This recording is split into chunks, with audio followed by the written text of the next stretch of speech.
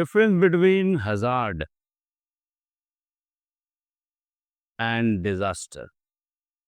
Large nuisance. Disease. May not be disaster. Good. हाँ जी.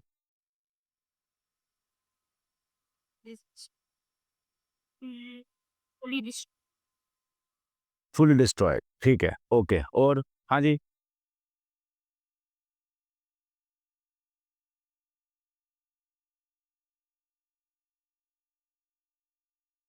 शाबाश. देखो, हैजार्ड वो हो गया which poses some threat to life and property, which poses threat to life and property is called as hazard. But अगर आप उस hazard के लिए तैयार नहीं हो, meaning hazard के साथ if you are vulnerable, you are not ready for that hazard, then together it gives a shape to disaster. Yes or no? तो hazard क्या हो गया? Anything which poses some threat or risk to life and property is called as hazard. When if you are not prepared for that hazard, you are vulnerable for that hazard, it becomes a disaster. ठीक हो गया? कुछ disasters, कुछ hazards के लिए you can be prepared and कुछ के लिए you cannot be prepared. जैसे कि सुनामी पहले पता चल जाता. फिर से बोलो. Tides is not a hazard, no, it's a natural phenomenon. हमें पता है every day it will come and it will go. No. So tides is not an hazard. कि अब earthquake ऐसा hazard है जिसके लिए हम तैयार नहीं रह सकते. बट हमें अगर पता है कि वो जोन में हम किस जोन में रहते हैं और वहां पे कितने इंटेंसिटी का अर्थक्वेक आ सकता है, तो we can be well prepared, isn't it? पर टाइमिंग तो हमें नहीं पता नहीं. हाँ, फ्लड्स का वी कैन प्रेडिक्ट, वे फ्लड्स आ सकते हैं, बारिशें ज्यादा हो रही हैं, नहीं रुक रही हैं, तो floods can come any time, हमें पता है. We can you can say predict the floods, but हम अर्थक्वेक को प्रेडिक्ट नहीं कर सकते हैं, है ना.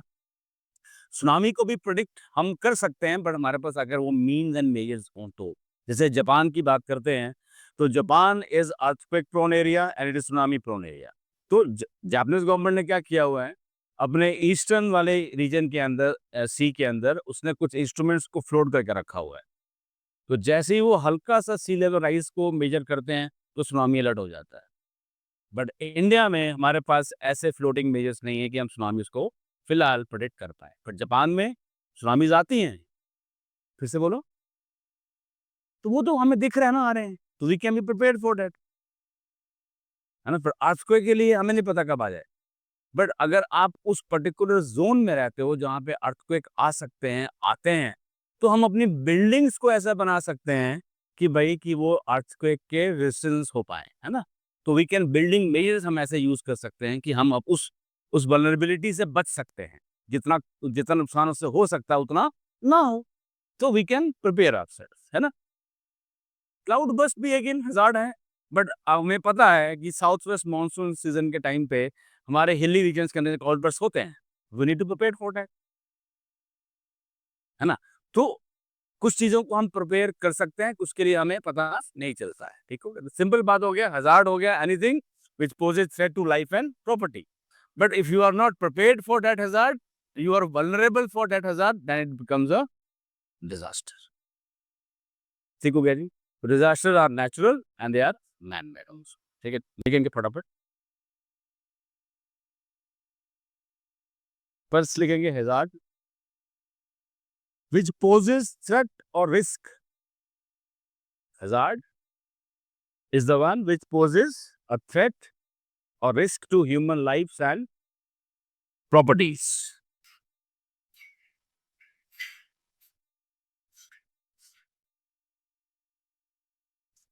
And it is a dangerous physical condition. And it is a dangerous physical condition और इवेंट।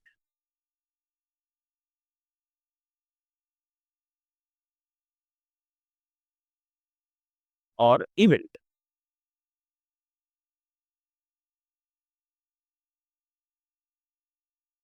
नेक्स्ट लिखेंगे disaster.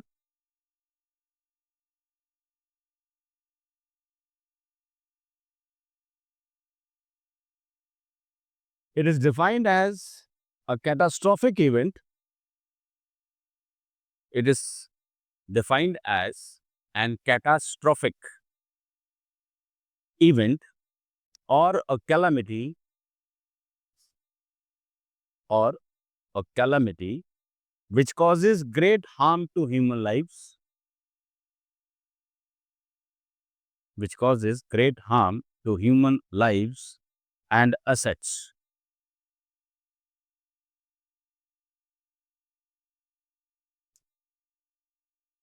To stop, it disrupts the normal functioning of a society.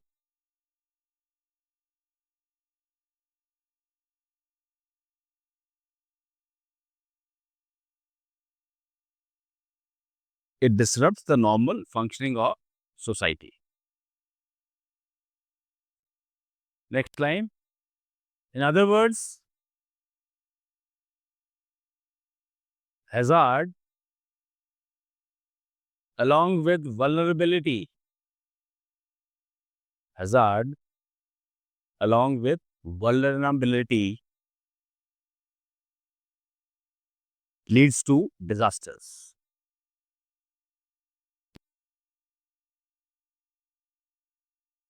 Next line. UN has recognized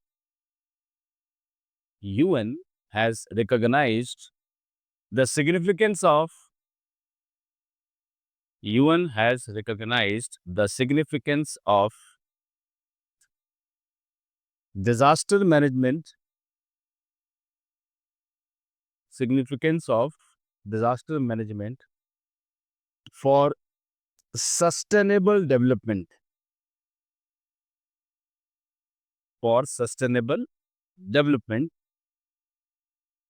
because disasters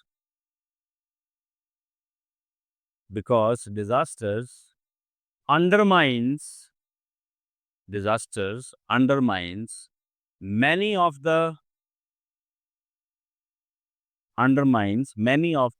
developmental efforts,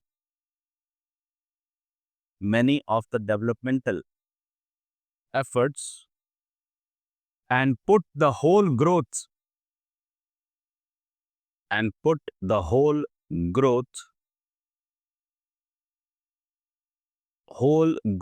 trajectory, puts the whole growth trajectory on the backtrack.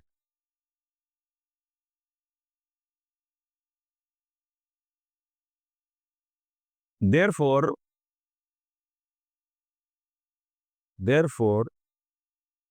multiple sustainable developmental goals, जिनको हम SDGs बोलते हैं, multiple sustainable development goals और short term goals, जिसको हम SDGs बोलते हैं, multiple sustainable development goals और short term goals, and their targets have been made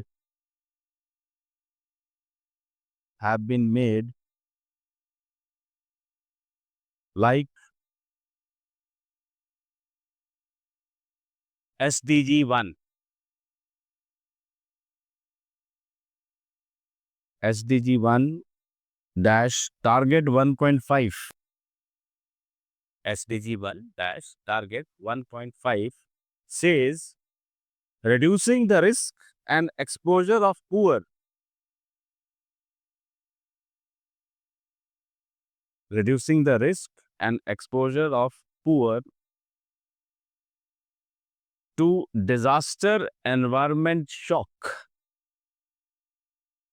to disaster environmental shocks. Next, SDG 2. Target 2.4. SDG 2, target 2.4 says strengthening the capacity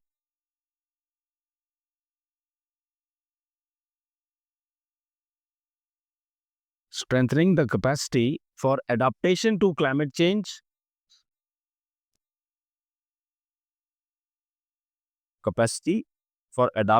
adaptation to climate change, extreme weather, etc. Like SDG 13, target 13.1.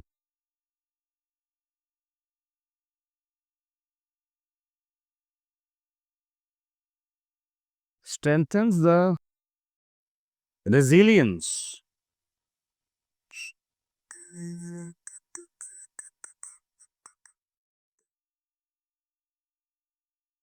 Strengthening the resilience and adaptive capacity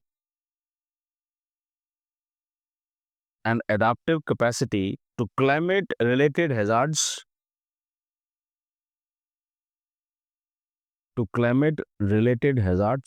and natural disasters.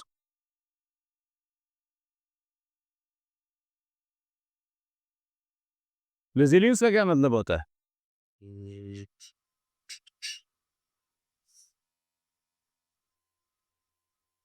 Resilience, very important usable term. He is very resilient. समझ? सहनशीलता नहीं. No acceptance.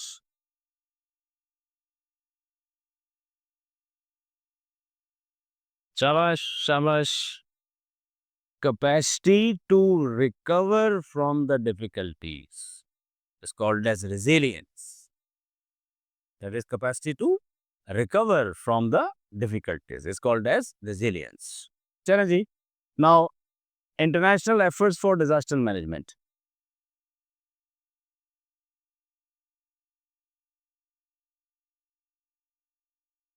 International efforts for disaster management. In 1989, United Nations declared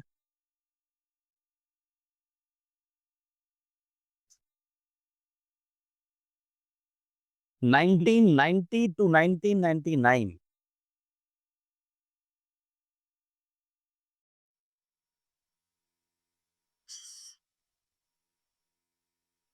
तो इस decade को क्या किया गया? इसको एक इंटरनेशनल डेकेड बना दिया फॉर डिजास्टर मैनेजमेंट. ठीक है जी, चले. As the international decade for natural disaster and reduction.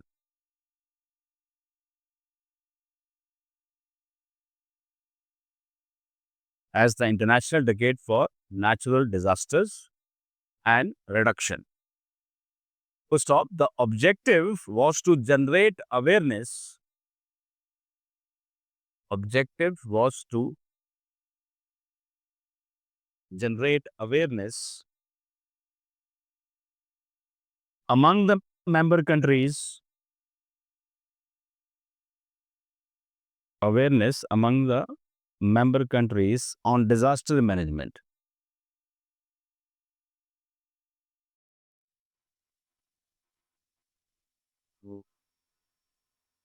Next line. In 1994,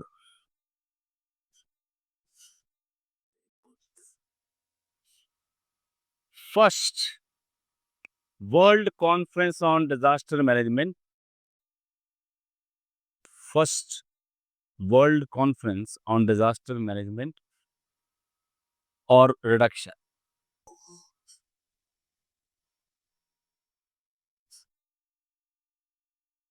तो पहली world conference on disaster management कब हुई?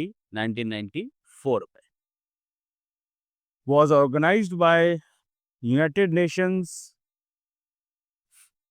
at Yokohama. I hope you all know कहाँ पर है ये? जापान.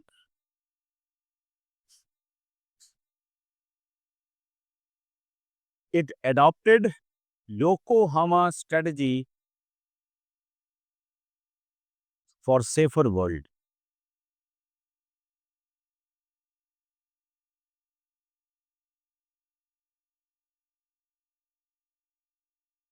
Then 2005,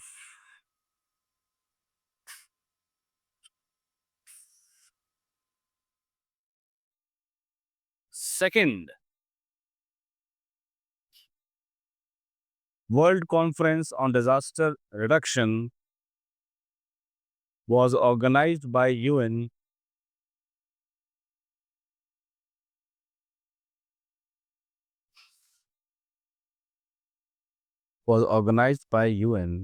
at Hyogo.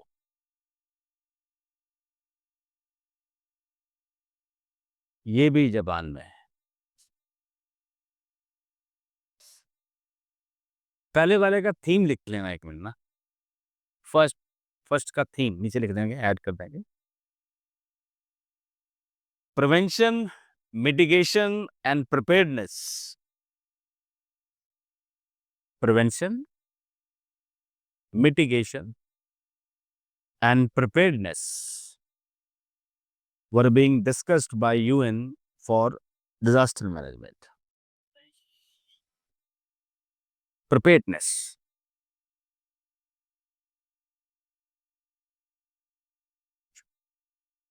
ठीक हो गया.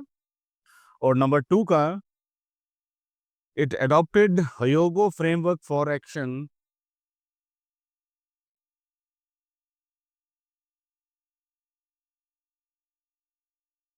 it adopted Hyogo framework for action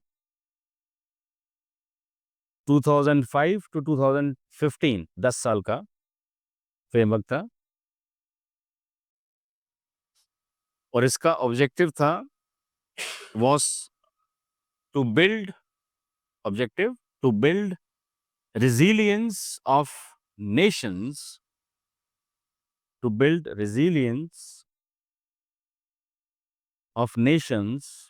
and communities to disaster.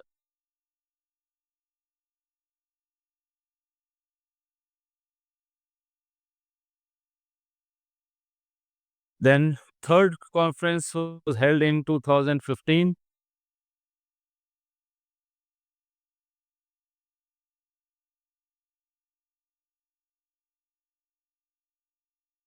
Third World Conference for Disaster Reduction ये हुआ था Sendai,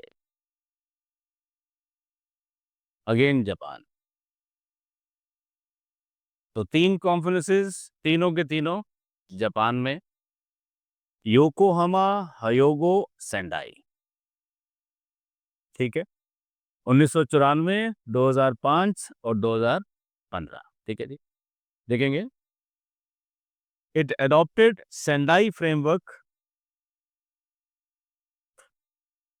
Sendai framework for 2015 to 2030. 2015 से 2030.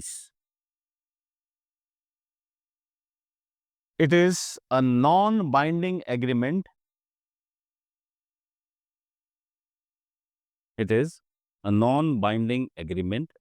Which recognizes that the state has the primary responsibility. Non-binding agreement which recognizes that the state has the primary responsibility for disaster management,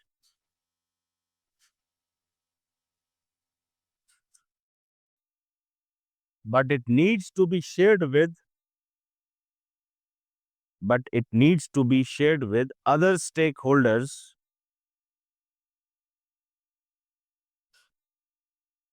shared with other stakeholders as well. To stop, India is a signatory to Sendai Framework. India is a signatory to Sendai Framework.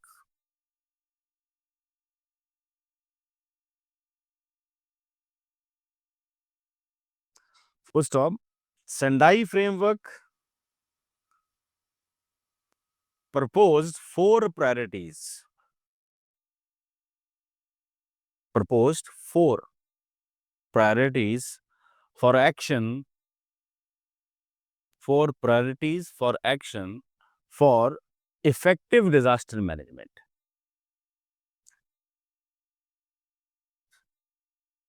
For effective disaster management, and these are: पहला, understanding disaster risk.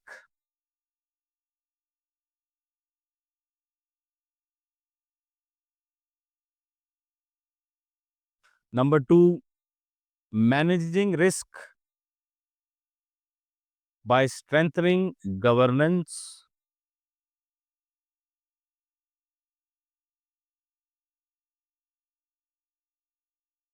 Third, investigating in disaster risk reduction. Investigating in disaster risk reduction for resilience.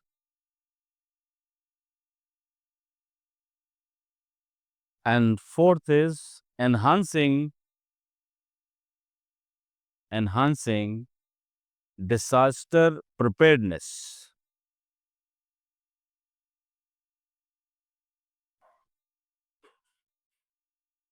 ठीक हो गया जी? So these were the four that were proposed in Sendai framework. अब पहले का क्या मतलब हुआ? वो एरियाज किसी कंट्री के अंदर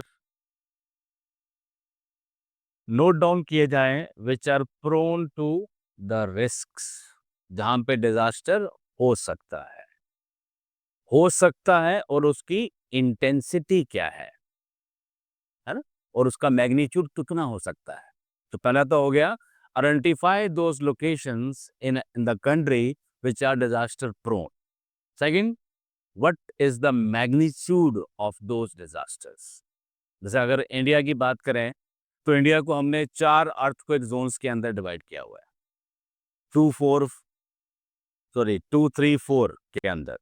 तो कौन सी जोन में कितने इंटेंसिटी का अर्थक्वेक आ सकता है, ठीक है. तो which are high prone areas, medium prone areas और लो प्रोन एरियाज. तो उसके हिसाब से वहां पर प्रिपेयर्डनेस भी होनी चाहिए, ठीक है. तो फर्स्ट लिखेंगे, first heading, understanding the disaster.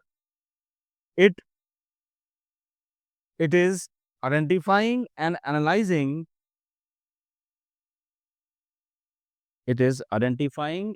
analyzing which part of the country, which parts of the country are prone towards disaster,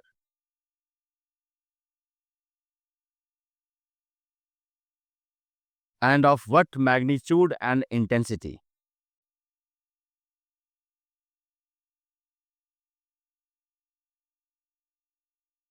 Of what magnitude and intensity. For example,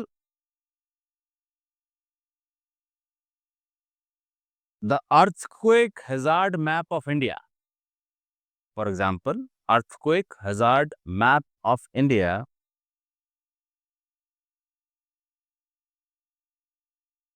demarcates the whole country into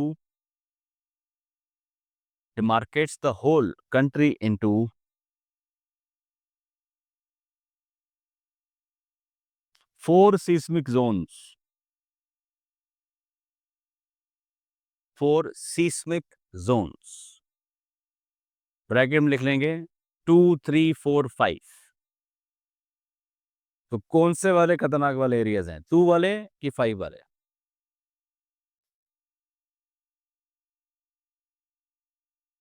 2 वाले ज्यादा खतरनाक होंगे कि 5 वाले? Extreme and तो यही है. 2 वाले 5 5 5 4 ना ना ना एक्सटेंड है ना 2 कम होगा यहाँ सबसे ज़्यादा होगा 5 सबसे कम होगा यहाँ सबसे ज़्यादा होगा बीच के तो ऐसे ही हैं 5 लगा लें हाँ जी 2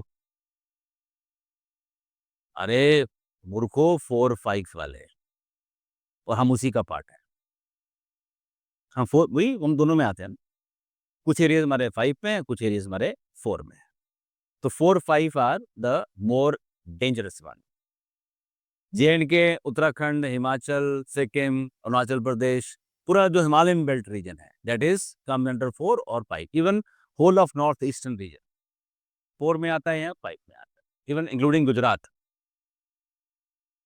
ठीक है जी ये बाद में करेंगे हम इंडिया के अंदर चले क्या लिखा 4 seismic zones based upon the vulnerability of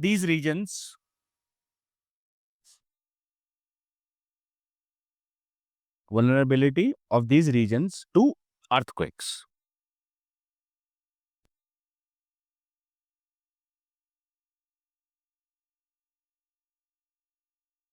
full stop understanding disaster risk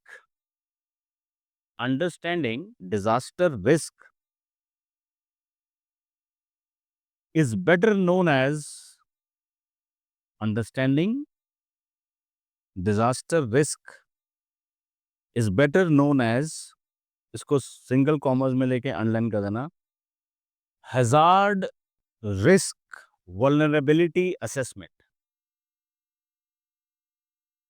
hazard risk vulnerability assessment ठीक हो गया जी ये था हमारा अंडरस्टैंडिंग द डिजास्टर रिस्क क्या है number 2 managing the risk by strengthening governance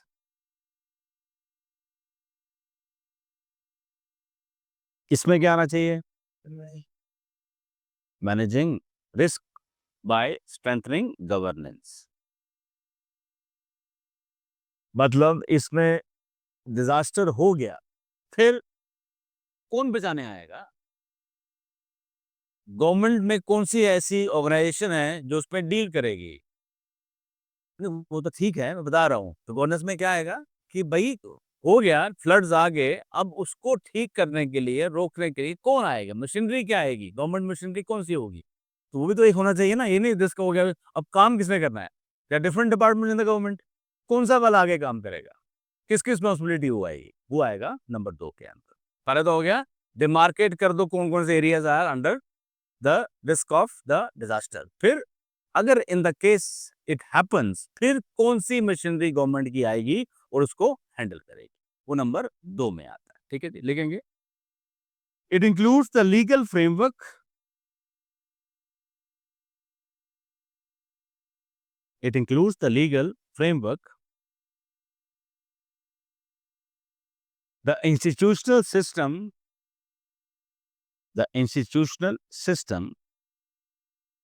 and administrative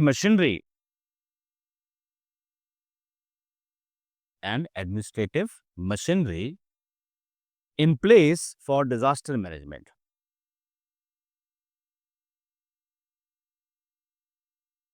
For example, India has a National Disaster Management Act. India has a National Disaster Management Act 2005, which spells out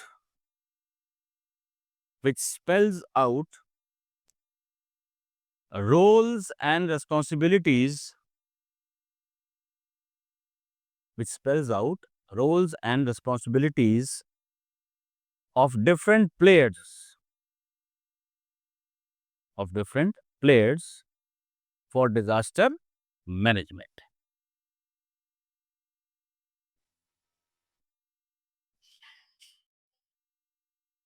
ठीक हो गया जी third आ गया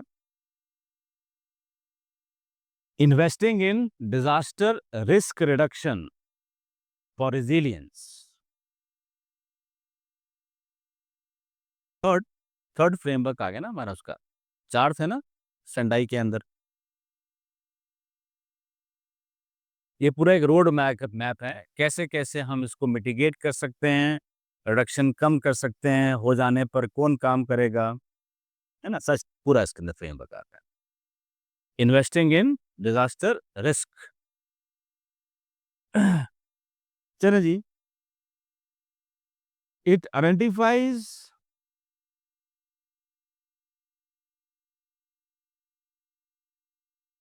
it identified that resilience is positively correlated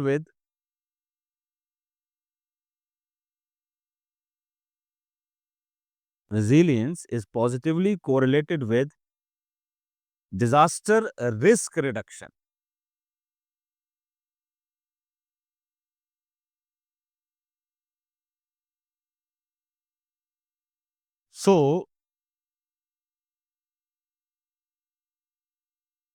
So the objective is to reduce. So the objective is to reduce the exposure towards risk of people, exposure towards risk of people and system, such that normalcy can be quickly restored. Such that normalcy can be quickly restored after the disaster.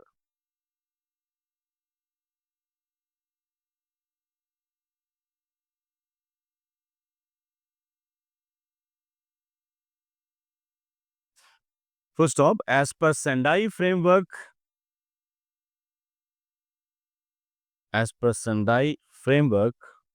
for disaster risk reduction requires two types of measures.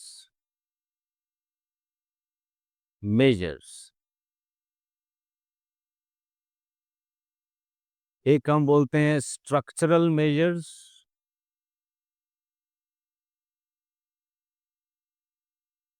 एक हम बोलते हैं non structural.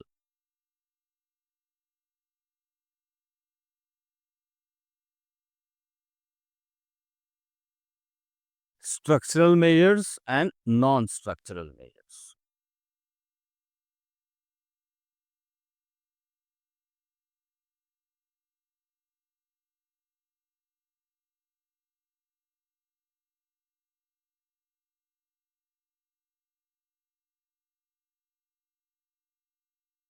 क्या मतलब होगा structural measures के अंदर?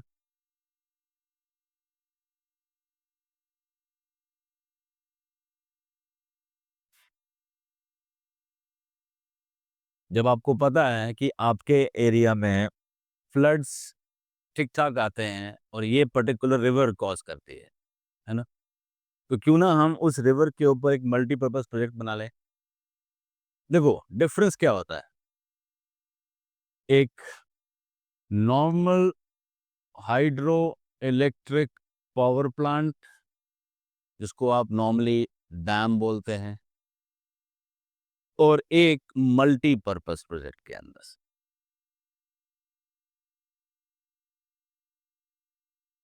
Multipurpose project. Simple सी बात है, solving more than one purpose is called as multipurpose project. क्या सभी dams are part of multipurpose projects?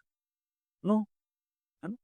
अब मल्टीपर्पज में क्या क्या आता है? एक तो अब आ गया हाइड्रो पावर को प्रोड्यूस करना, ये सब जानते हैं, बिजली पैदा करना, ठीक हो गया। उसके बाद reservoir banana for irrigation purpose, फिर फ्लड कंट्रोल, उसके बाद सॉइल कंजर्वेशन, ठीक हो गया। तो ये अगर कोई डैम ये सभी पर्पसेस को सॉल्व करता है तो वो क्या हो गया? मल्टीपर्पस। अब आपको पता है भाई, दामोदर रिवर फ्लड्स कॉज करती है बंगाल के अंदर, कोसी रिवर फ्लड कॉज करती है बिहार के अंदर, तो क्यों ना उस पर बने डैम बना दिए जाएं कि उसके फ्लड वाटर को रोक दिया जाए कि वो डाउनस्ट्रीम जाकर वो फ्लड कॉज ना करे। वो क्या हो गया, मल्टीपर्पज। अब जैसे आपको पता है भैया, इस एरिया में, इस रीजन के अंदर tsunami can come any time, तो भाई क्यों ना एक सुनामी के लिए वॉल बना दी जाए। अगर ये वॉल बन जाएगी तो कुछ तो पानी आएगा तब भी, पर कुछ तो पानी रुक के आएगा, है कि नहीं? अरे एक पानी का ऐसे घुसना, एक पानी का से घुसना डिफरेंस नहीं है, कम पानी आएगा ना। अगर वॉल नहीं होती तो खूब सारा पानी आ जाएगा, अगर वॉल है तो कम पानी आएगा। अब देखो ना, अब ये हमारे पास एक रिवर का ये है, ये हमारे पास रिवर की चैनल है, ये रिवर की लेवी है, और ये साथ में क्या है, फ्लड प्लेन्स। ठीक है, फ्लड प्लेन्स।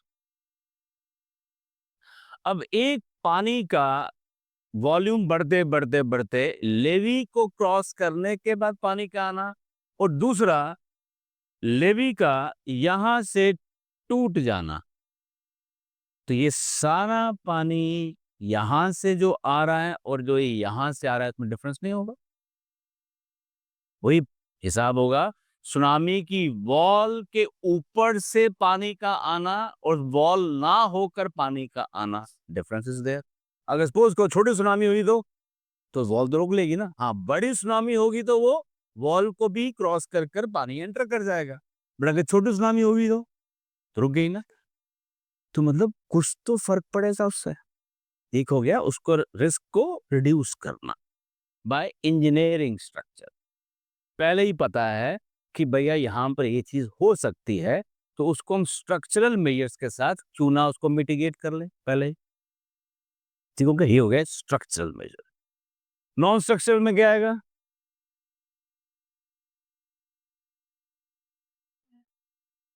हम्म अब देखो, इंडिया में हमारे पास खासकर जो हमारी ईस्टर्न कोस्ट है,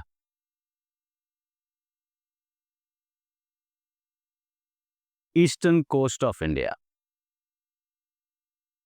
यहाँ पे सुनामी का खतरा भी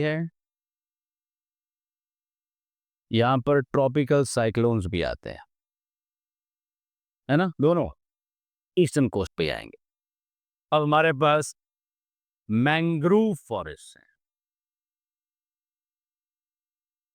ये पूरे हमारे पास मैंग्रोव फॉरेस्ट है।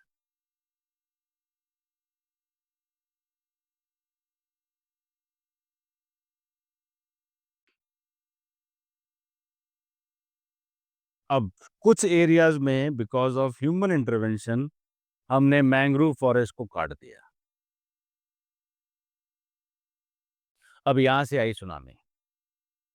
एक सुनामी है जो इन मैंग्रोव फॉरेस्ट से होके निकल रही है, एक सुनामी है जो बिना मैंग्रोव वाले एरिया में आ रही है। कहां पे इंपैक्ट ज्यादा होगा सुनामी का? जहां मैंग्रोव नहीं है, बिकॉज ये फॉरेस्ट क्या करेंगे, उसकी वेलोसिटी, उसकी फोर्स, उसके इम्पैक्ट को कम कर देंगे, तो लॉस कम होगा। तो ये इनको क्या बोलते हैं, बायोशील्ड्स, जो नेचर ने ऑलरेडी हमें दे रखी है। हमारे पास कोरल रीफ्स की दीवार है इस एरिया में से, फॉर एग्जांपल कोरल रीफ भी हैं, फिर हमारे पास मैंग्रोव फॉरेस्ट भी हैं, तो एक झटका बेर किया कोरल रीफ ने, फिर सुनामी आगे गई, नेक्स्ट झटका बेर किया मैंग्रोव ने, तो कितना कम इम्पैक्ट हो जाएगा सुनामी का। ये क्या है, नेचुरल शील्ड्स कॉल्ड एज बायोशील्ड्स। ठीक हो गया। अब हमें पता है भाई, रिवर के सराउंडिंग एरिया के अंदर वेटलैंड्स होते हैं, बिकॉज ये उसका क्या है, इमीडिएट फ्लड प्लेन्स। अगर आप इन रीजन्स को, इन वेटलैंड्स को प्रिजर्व करके रखते हो, कल को फ्लड आता है तो पानी पहले यहां भरेगा ना, इन वेटलैंड्स के अंदर, फिर बचा खुचा पानी आगे जाएगा। जब आप इसके इन वेटलैंड्स को ही चेंज करके इनमें कंस्ट्रक्शन करके बैठ जाओगे, घर बना लोगे, कोई भी ह्यूमन ऑक्यूपेशन कर दोगे, तो सीधा इम्पैक्ट ब्रंट कहाँ आएगा? आप ही को आएगा ना। ठीक है, क्या बोलते हैं, वेटलैंड्स को प्रिजर्व करना is the first nature's way how to mitigate the floods. हमने क्या किया, वेटलैंड्स को ही कवर कर दिया, एनक्रोच करके उसमें हमने ह्यूमन ऑक्यूपेशन यूज करना शुरू कर दिया। तो जो नेचुरल शील्ड्स थी हजारास की, वो हमने खुद ही ब्रेक कर दी। ठीक हो गया नॉन स्ट्रक्चरल मेजर्स। स्ट्रक्चर हो गया engineering way of doing the reducing the risk, और नेचर वे क्या हो गया, बायोशील्ड्स। तो ये क्या आ गया, एक स्ट्रक्चरल और एक नॉन स्ट्रक्चरल मेजर्स। फर्स्ट लिखेंगे structural measures. It refers to engineering constructions.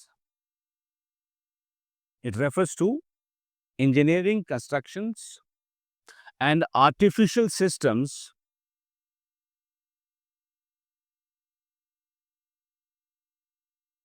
engineering constructions and artificial systems to reduce the disaster risk.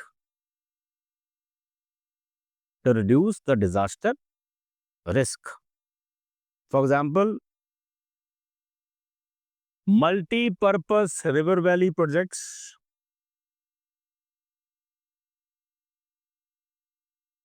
multi-purpose river valley projects for controlling and regulating floods.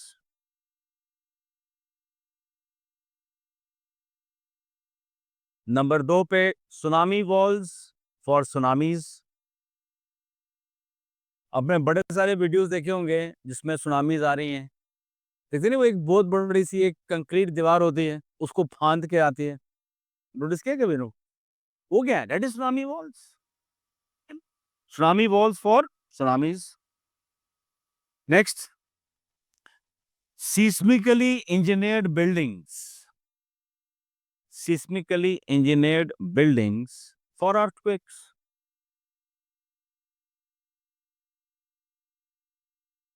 अब आपको पता है कि आपके area में earthquake high intensity का कभी भी आ सकता है, और आप बिल्डिंग बना रहे हो सिंपल नॉन सिस्मिकली बेस्ड जो इंजीनियरिंग के बना रहे हो, तो क्या लॉस किसका हुआ? आप ही का होगा ना। एक पिलर बेस्ड बिल्डिंग है जो पिलर्स पे खड़ी है, कॉलम्स पे खड़ी है ना, ये लेंटर बनाया है आपने। एक है जो सिर्फ दीवारों पे खड़ी है, कौन सी वाली टूटेगी? दीवारों वाली टूटेगी, सिंपल सी बात है। अब देखो, जब कभी भी अर्थक्वेक आता है, अब इंडिया में अर्थक्वेक ज्यादा आते हैं कि जापान में ज्यादा आते हैं? ज्यादा आते हैं। कब सुना आपने इतने जापानी मर गए?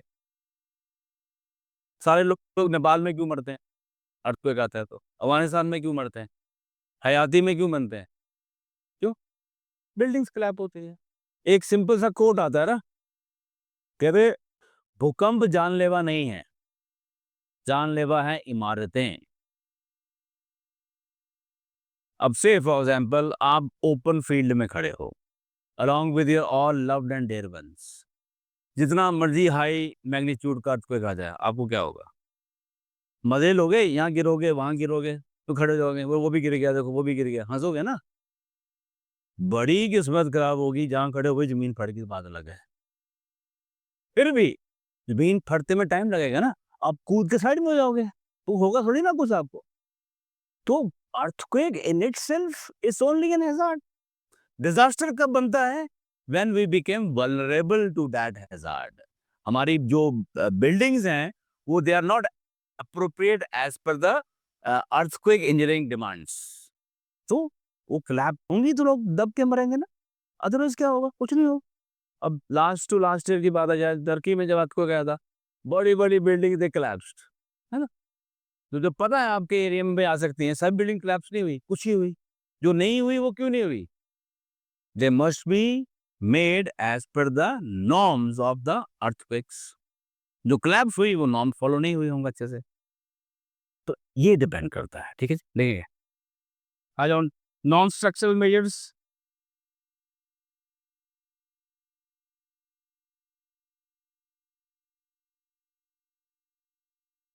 These include the rules. These includes the rules and regulations For mitigating the disaster risk, rules and regulations for mitigating the disaster risks, and also safeguarding natural ecosystems.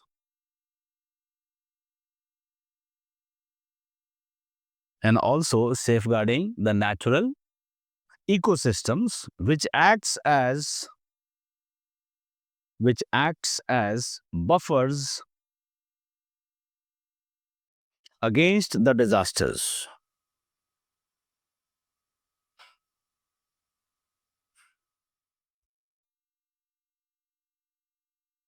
First off, the important natural ecosystems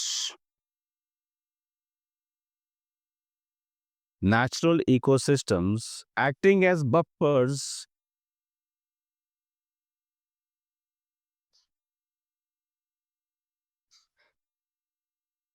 includes number one, wetlands. Wetlands providing protection against the urban flooding. Wetlands providing protection against the urban flooding.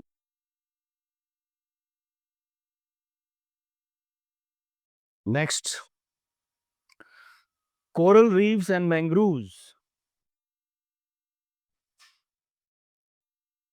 Coral reefs and mangroves against the tsunamis and the coastal storms.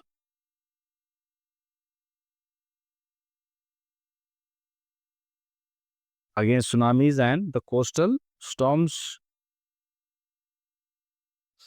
First off, these are better called as bioshields.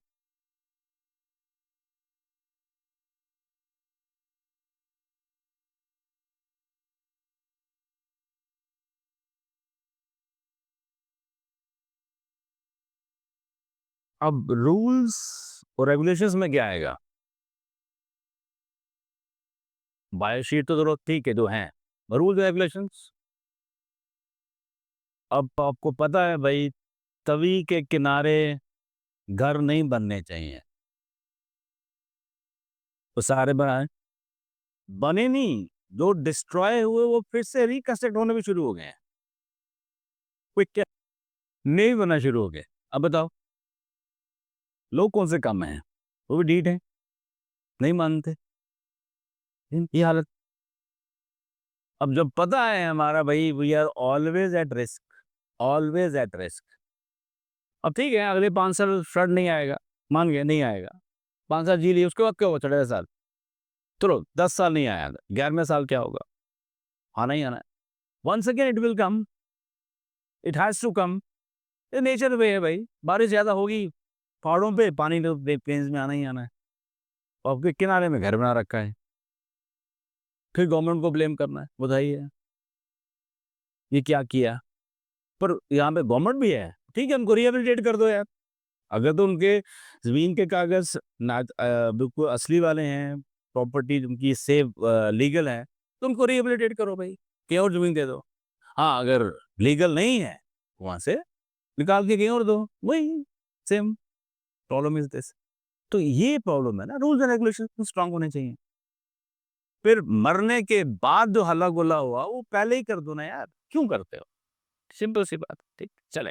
Now the last one, disaster preparedness. आखिरी वाला चौथा framework, enhancing disaster preparedness. Disaster preparedness is differentiated. Disaster preparedness is differentiated as per the nature of the disaster. As per the nature of the disaster.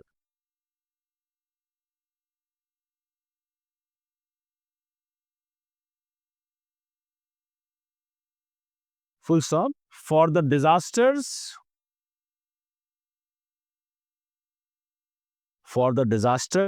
which strikes with warning,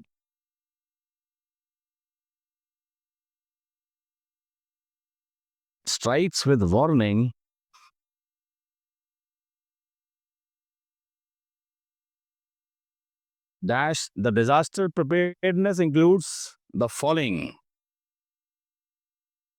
The disaster preparedness includes the following.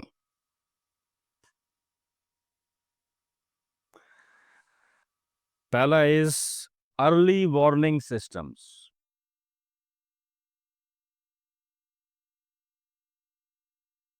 Having early warning systems. Next, assuming warnings, issuing warnings and alerts. वही yellow alert है जी, आज red alert है जी, आज orange alert है, वही issuing alerts. Issuing warnings and alerts. Then state of readiness.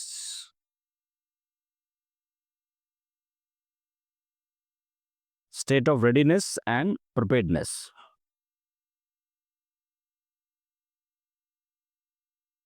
ये तो हो गया वो डिजास्टर्स जिनका हमें आने का पता चल सकता है. अब उनके लिए next line.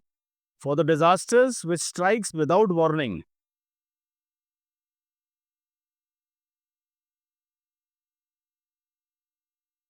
Which strikes without warning. Dash preparedness means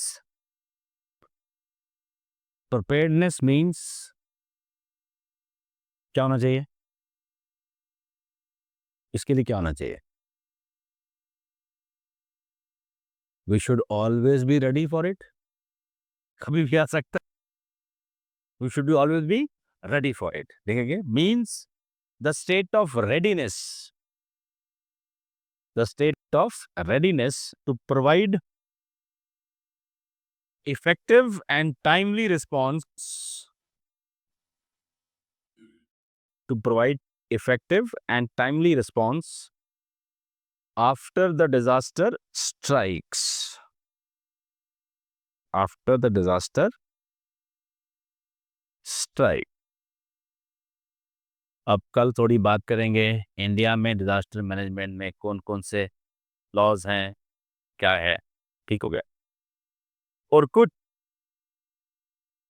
disasters को डिस्कस कर लेंगे.